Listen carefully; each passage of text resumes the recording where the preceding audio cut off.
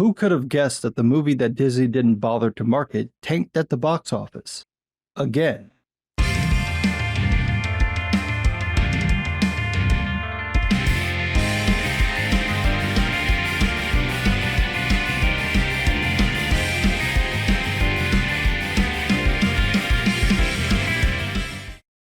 The bomb not heard around the world. That's the best way to describe Pixar's latest film, Elemental.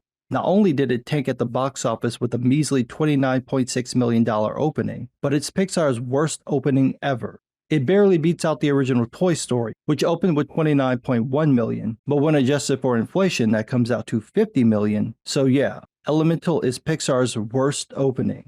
It hasn't done any better worldwide either. It's currently sitting at $55.8 million, and it doesn't look like that's gonna improve. For a company like Pixar, who for decades could do no wrong at the box office, this is a massive failure. And it's made worse by the fact that every film they've released since 2019's Toy Story 4 has tanked. Now, to be fair, Onward was released right before the pandemic, and 3 films, Soul, Luca, and Turning Red, came out during the pandemic. However, Lightyear came out in 2022 in theaters only and bombed. The right will claim that it was because Lightyear went woke, but the actual reason seems to be that the film had nothing to do with the Buzz Lightyear story everybody knew from Toy Story. That seems to have turned people off from the film. However, at least Lightyear got some decent promotion. The same can't be said for Elemental, which marks the second time in less than a year that Disney released an animated film and didn't bother to promote it. They released some early promos in 2022, which people seem to ignore, which I found curious because it was obvious that the premise of the film was a romance, and yet the usual suspects had nothing to say about this. You'd think that a kids' film built around people falling in love would set them off because it's expressing sexuality, but I guess it's not grooming if the characters are straight. We heard nothing about the movie until shortly before its release, and what we saw didn't bring it out of anybody. People could not have been less interested in this film, which is probably why the only thing making the rounds now is that one of the actors claimed that their character is non-binary, because there's literally nothing else to talk about. Now, I had a feeling this movie was gonna bomb, mostly because of its opposites attract premise. That didn't seem like a big enough draw for the modern audience. When I saw the trailer, that sealed it for me. I didn't see this doing well, and it reminded me of The Good Dinosaur, which was Pixar's lowest performing film until Lightyear.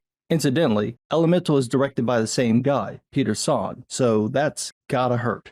But I've been trying to figure out why Elemental bombed, and this article from Cinema Blend sums up some of my ideas. In the article, Dirk Libby argues that while people claim they want original stories, they completely rejected this one. Quote, "Franchises have been the core to the Hollywood process almost since the beginning, but we exist in an era where they seem to be the only thing anybody cares about.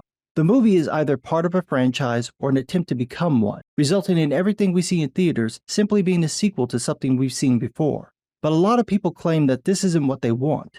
They limit the seeming death of original stories created by filmmakers who truly have something to say, who want to make movies that are about things. That's what Elemental is. It's a creative new story that isn't a sequel to anything we've seen before.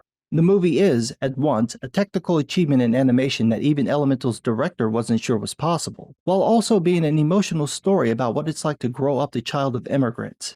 But the thing is, that story's not all that original.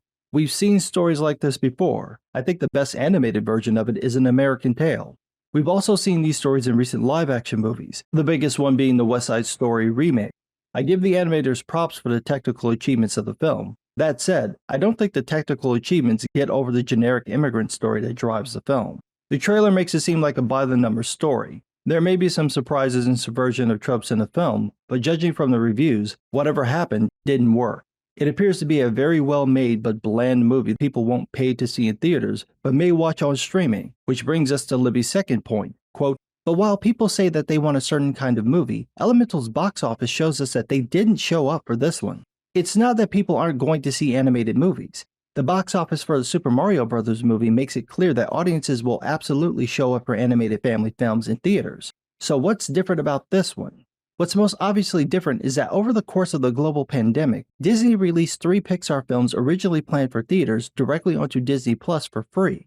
Luca, Soul, and Turning Red never saw theatrical releases, and while Disney released several of its pandemic-era movies as premiere access, including its own animated movie Raya and the Last Dragon, Pixar movies were not given the additional paywall. While it was likely seen at the time as a nice gesture not to make every movie cost $30 when theaters were closed, the fact that only Pixar was treated this way has all but certainly caused a degradation of the studio's name in the mind of the customer. I disagree. I think what happened is that people got used to films being released on streaming services, and like Libby says later on, movies go from theaters to streaming platforms so quickly that if people are the slightest bit iffy about a film, they'll just wait until it's on Disney+.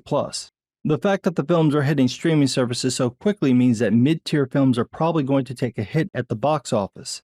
If the trailer doesn't bring it out of people, they don't have any reason to check it out in theaters anymore. If it bombs, it'll be on streaming platforms in a few months. If it does well, it'll be on a platform within 2 quarters.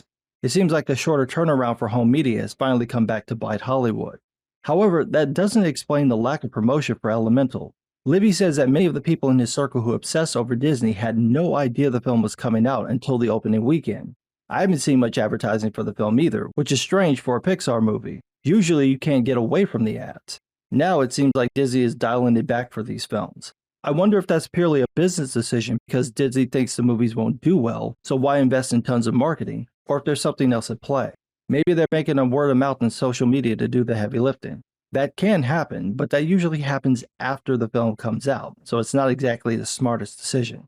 Speaking of not smart decisions, Libby has this to say about the potential fallout at Disney. Quote, "It will be assumed that since audiences didn't go to see Elemental, audiences don't want new original concepts from Pixar. This will simply reinforce the idea that what everybody wants is sequels to the franchises they already know.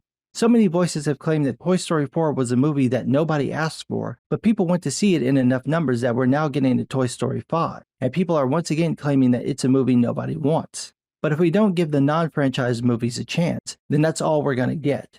Yeah, but the thing is, those original movies need to be unique. You can't just rehash the same stories we've seen before. They've got to stand out in some way. Whether you like the Spider-Verse films or not, they're visually unique. That brings a certain amount of appeal to the films even if people don't care for the story. The same goes for Guillermo del Toro's Pinocchio, which was fantastic and is the greatest stop-motion animated film ever made. Even when you look at anime, films like Your Name floored people with great animation but a relatively simple concept about 2 kids switching bodies and what they learn about themselves and each other from the experience. I think part of the reason Elemental tanked is because the premise of the story isn't that interesting, and the concept of the different elements isn't that interesting. If anything, the story and the metaphor behind the concept are too on the nose. The movies that seem to connect with audiences tend to be broader in tone and subject matter. Coco made over $800 million, and while it featured Mexican culture, it wasn't specifically about being Mexican, but instead about one boy's love of music.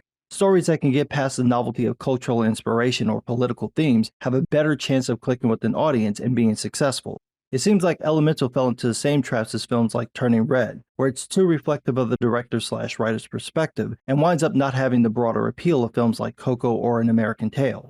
Maybe Disney and Pixar can learn from this and try to tap back into the types of stories that made them household names. I'm not banking on it. They seem pretty set to continue to do what they're doing, but maybe someone in the companies will realize that these last few films just have not hit, and they need to find a better approach. But what do I know? I'm just some guy.